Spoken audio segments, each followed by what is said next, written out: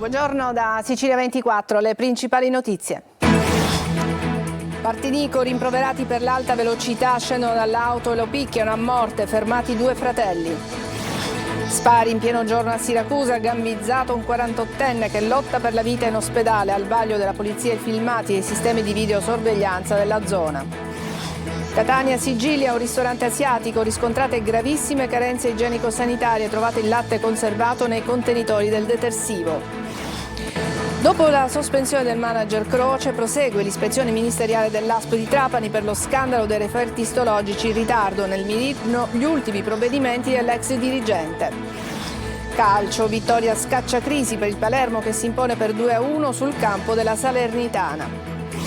Serie C, il Catania si aggiudica il derby al provinciale contro il Trapani e centra l'8° risultato utile consecutivo. Finisce 3-0 per i rossazzurri e per i Granata è piena crisi. Antonino esonera Torrente, decisione inevitabile.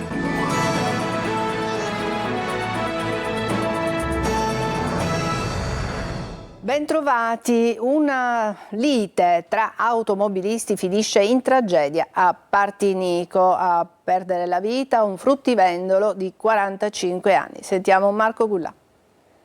Pestato violentemente per aver difeso il figlio, Partinico, in provincia di Palermo, Gioacchino Vaccaro, fruttivendolo di 45 anni, è morto all'ospedale del paese dopo ore di agonia, massacrato di botte solo perché aveva difeso il figlio minorenne aggredito da 2 giovani in pieno centro a Partinico. La tragedia si è consumata in largo Avellone sotto gli occhi della moglie e del figlio 17enne, anche lui rimasto ferito nella colluttazione. Secondo una prima ricostruzione, il ragazzo avrebbe rimproverato i 2 fratelli per la velocità con cui sfrecciavano in una strada dove si trovavano anche altri passanti.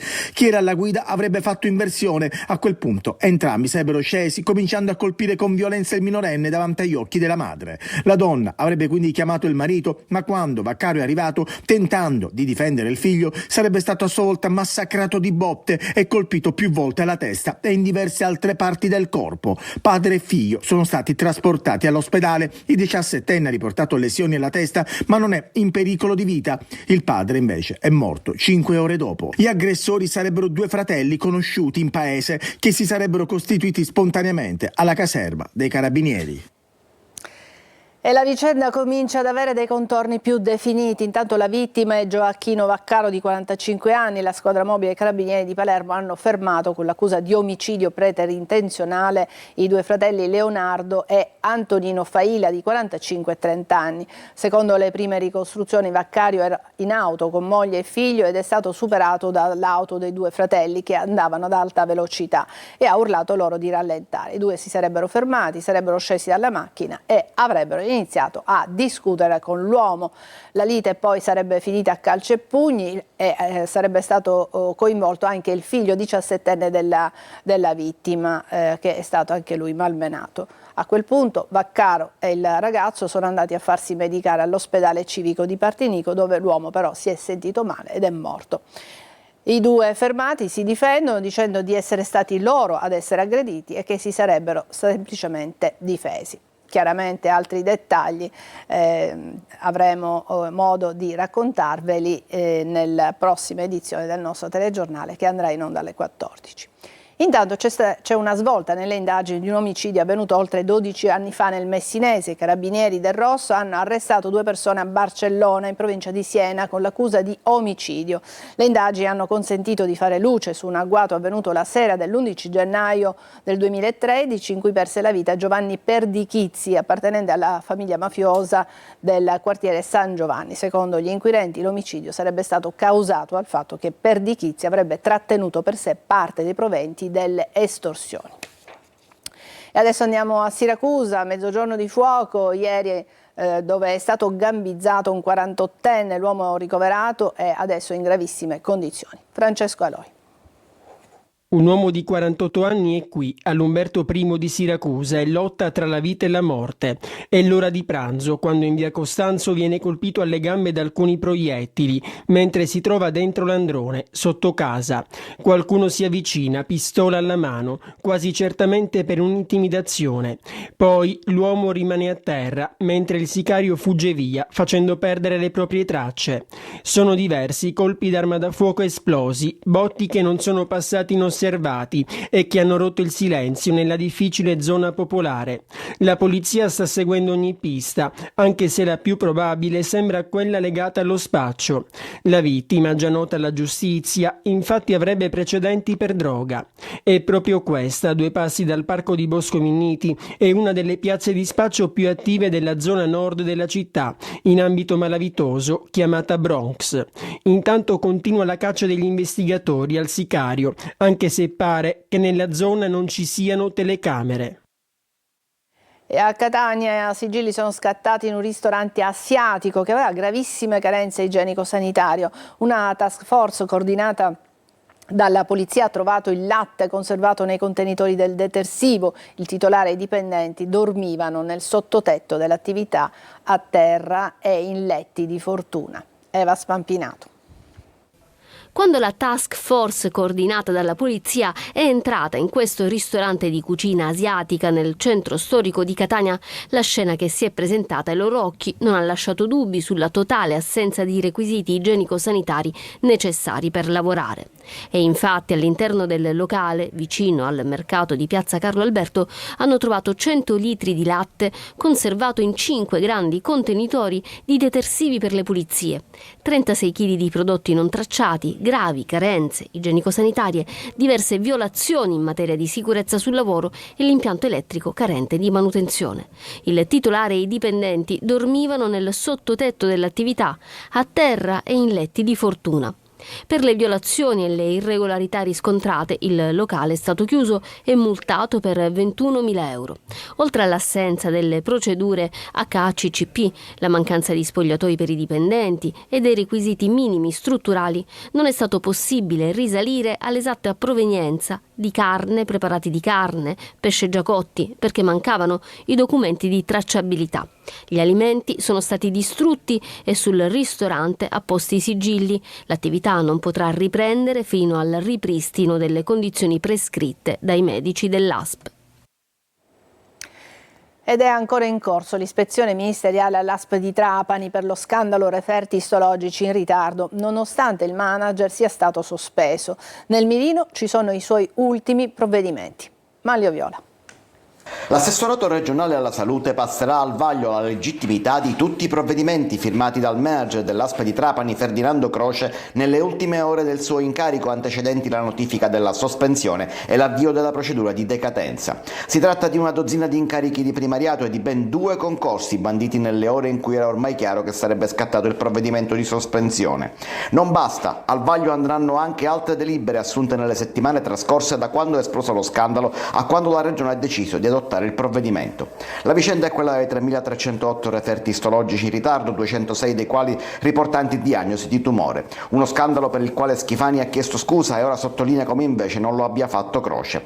La relazione degli ispettori regionali parla di gravi carenze gestionali proprio da parte di Croce. La prima relazione degli ispettori ministeriali, sulla quale contava il manager, va nella medesima direzione, anche se l'ispezione è ancora in corso. Ma Fratelli d'Italia continua a difendere il manager. Al punto il deputato trapanese Giuseppe Bica sostiene che Croce ha fatto bene il suo lavoro all'ASP. Un fatto è certo che lui si è attivato quando è venuto a conoscenza del tema, ha coinvolto anche esponenti dell'assessorato regionale, quindi ci sarebbe da comprendere meglio quali e quanti sono le sue responsabilità. Non è un caso che Croce, nel momento in cui subisce questo procedimento, tiene duro, diciamo, nel senso che sostiene che lui ha agito correttamente e bene e che addirittura preannuncia che molto probabilmente effettuerà un ricorso, quantomeno difenderà quella che è la sua posizione. Da Roma però rimbalzano notizie sull'ispezione ministeriale non favorevoli al manager, così come trapela l'umore del ministro Schillaci che non ha preso bene la brutta figura fatta al Question Time su questa vicenda per effetto di un'informativa parziale arrivata proprio da Trapani.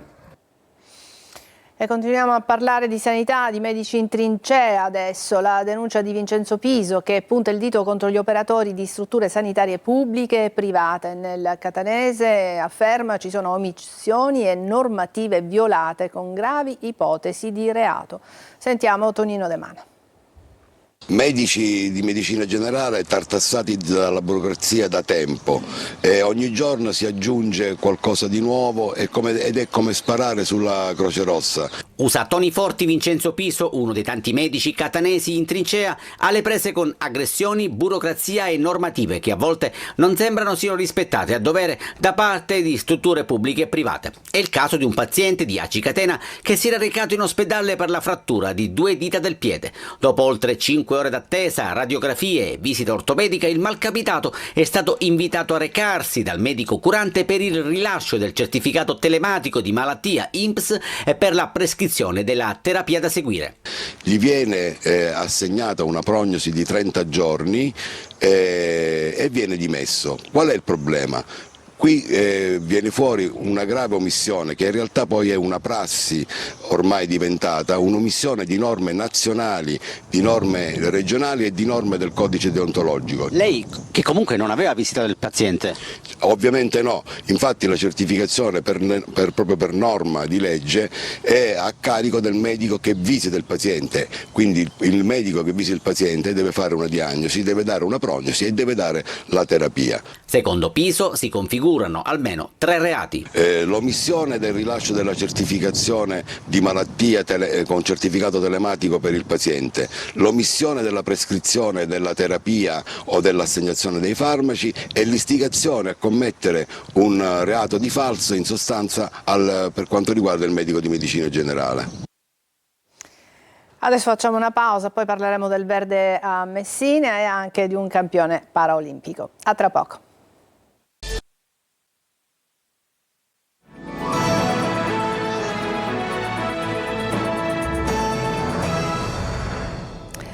A Messina attenzione puntata sugli alberi, soprattutto quelli pericolanti e a rischio. Nasce una piattaforma digitale attraverso la quale i cittadini possono conoscere e anche segnalare gli alberi a rischio. Francesco Triolo.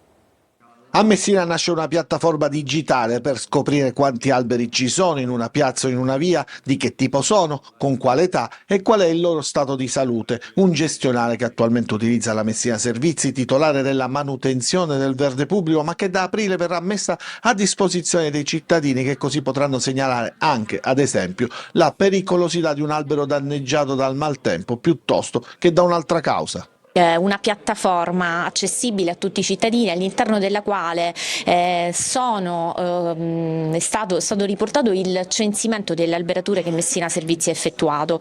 Questo è un modulo del gestionale che utilizziamo noi per le attività che portiamo avanti giornalmente col contratto di servizio. Ogni cittadino all'interno di questo gestionale potrà consultare singolarmente, potrà avere la mappa di tutte le alberature presenti in città. Un tema sentito e d'attualità soprattutto negli ultimi giorni, caratterizzati dal maltempo. Sono diversi infatti gli alberi danneggiati dal vento e dalla pioggia. Dal 2021, quando è iniziato il monitoraggio in città, sono state abbattute 392 alberature e piantumate 1127 nuove piante, più le oltre 1.500 di Forestamè. Una delle zone più a rischio è quella della circonvallazione, dove ci sono 495 alberi e 4 milioni di euro a disposizione per un monitoraggio in corso con Forestale e Sovrintendenza.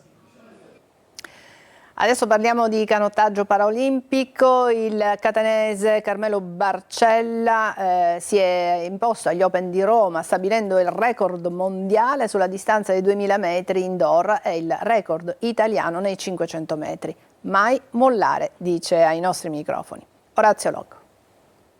12:21:01, nuovo record mondiale di canottaggio nei 2000 metri lo ha stabilito Carmelo Barcella, campione paralimpico catanese dell'Associazione Sportiva Iride Onlus Catania durante il Championship Italy Open di canottaggio indoor, una sorta di campionato mondiale paralimpico svoltosi a Roma al Foro Italico. Barcella, tesserato per la Rowing Team, ha replicato per la terza volta consecutiva il primato mondiale nella categoria PR1 e si è imposto anche nei 500 metri, stabilendo il nuovo record italiano. Ho pensato come il film Over the Top, mi sono girato il cappellino, ho acceso la mia forza fisica e mentale e ho ottenuto questo record del mondo davanti a un pubblico numerosissimo che ci acclamava e ci applaudiva. È stato davvero bello. Dopo i successi romani, Barcella è già tornato ad allenarsi per i prossimi impegni sportivi. Adesso mi sto preparando per la gara dei 30 minuti, è una gara molto dura perché è una gara temporale e non bisogna mai mollare. Adesso una breve pausa e poi ci sarà un'ampia pagina dedicata al calcio, allo sport. A fra poco.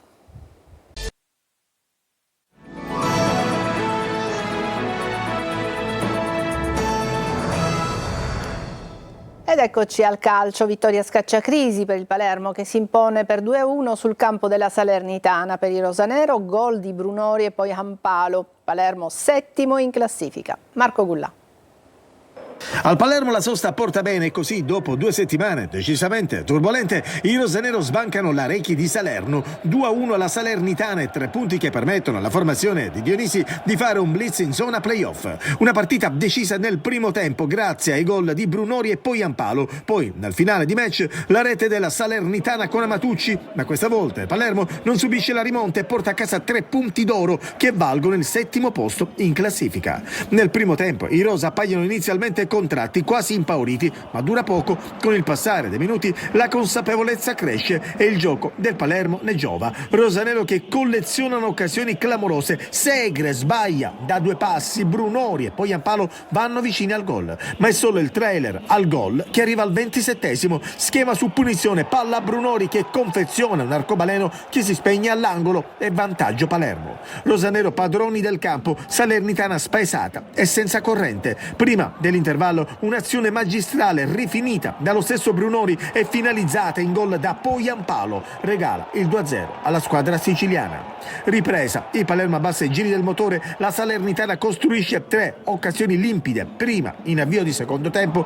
una rete di Tonghia annullata per fuorigioco, poi con Verde che al 27° della ripresa scheggia la traversa, infine ancora con Verde ma Audero fa buona guardia. Poi nel finale la rete di Amatucci, ma il Palermo controlla lo score e alza le braccia al cielo. Nel primo tempo siamo stati veramente bravi, il secondo era normale subire un po' la loro forza, la loro foga, dovevano fare giocare tutto per tutto, l'abbiamo contenuti bene, peccato aver preso il 2-1 in una situazione abbastanza comoda per noi perché abbiamo preso il gol su un cross da sicuramente un giocatore bravo, ma per struttura no, però insomma portiamo a casa un ottimo risultato e un'ottima prestazione. E domenica al Barbera arriva il Sassuolo. Il Catania domina e vince il derby 3-0 contro il Trapani con i gol di Anastasio, Lunetta e Frisenna. È l'8° risultato utile consecutivo in casa Granata, la 6ª sconfitta di fila, costa la panchina a Torrente. Torna Aronica. Marco Carli. Il Catania vola e il Trapani sprofonda. I rossazzurri conquistano l'8° risultato utile consecutivo con 4 vittorie in trasferta e viaggiano a vele spiegate verso i playoff. I Granata collezionano la 6ª sconfitta di fila. Toscano oggi in tribuna con il suo secondo, Napoli in panchina, schiera Lunetta falso 9, stoppa Jimenez alle sue spalle, Di Tacchio vince il ballottaggio con De Rose, gioca Celli, braccetto di sinistra. Il Trapani che indossa le maglie celebrative per i 120 anni della società si schiera con la difesa a 3 e a specchio. La prima emozione è targata Trapani, Piovanello crossa da sinistra, la difesa del Catania allontana, sulla respinta arriva per primo Toscano che colpisce bene e costringe Dini alla parata. Alla prima conclusione vera il Catania va in vantaggio, schema su calcio d'angolo, il pallone arriva ad Anastasio che dai 30 metri lascia partire una gran conclusione che si va ad insaccare nell'angolino alla sinistra di Uicai. Gol bellissimo, il suo terzo stagionale. Il Catania chiude il primo tempo con i 3 difensori ammoniti, così come Quaini. Napoli corre ai ripari e inizio ripresa inserisce De Rose proprio per Quaini, dentro anche Montalto per Stoppa nel Trapani, dentro Daca al posto di Zappella. Trascorrono 2 minuti e il Catania raddoppia, non scatta la trappola del fuorigioco, Lunetta lanciato da Di Tacchio si ritrova tu per tu con Uicai e lo supera con un preciso pallonetto. Quinto gol per il giocatore etneo, sempre più un fattore per l'11 rossazzurro. Il Trapani sbaglia spesso dietro e il Catania ha una favorevolissima occasione per il 3-0, ma Montalto su assist di Jimenez fallisce a porta vuota. Il pallone colpito di sinistro va sul fondo, graziati gli uomini di Torrente.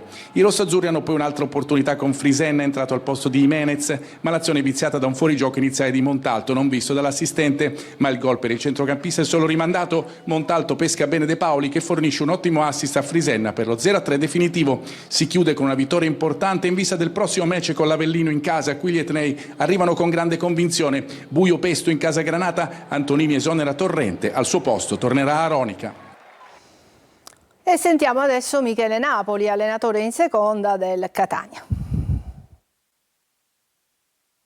Credo che sia stata una partita che l'abbiamo legittimata in lungo e in largo, soffrendo un po' nel primo tempo su qualche situazione che magari c'era da soffrire, però credo che la squadra ha dimostrato poi di giocare e vincere questa partita dominandola. La squadra sta crescendo, la squadra è una squadra più matura, più consapevole delle proprie possibilità e vogliamo continuare a crescere, vogliamo continuare a fare bene per arrivare a fine campionato nel migliore dei modi e poi prepararci per l'altro mini campionato che si appresterà ad iniziare. È questo che ci sta portando a fare questi risultati, questa consapevolezza, questa forza di gruppo, questa forza di squadra, l'aver recuperato dei giocatori che ti permettono di avere qualche situazione di ricambio in più.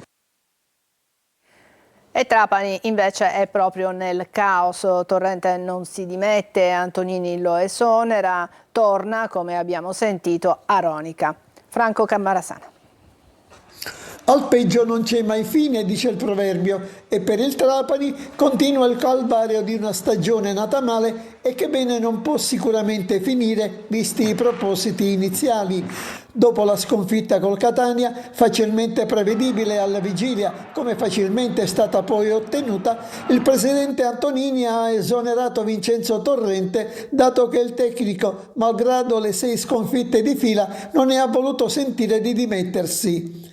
Da domani ad allenare la squadra tornerà Totò Aronica, sollevato dall'incarico l'11 dicembre scorso per far posto ad Ezio Capuano, altra meteora transitata velocemente sulla panchina del Trapani, giusto il tempo per fare altri danni di quanto non erano stati fatti in precedenza.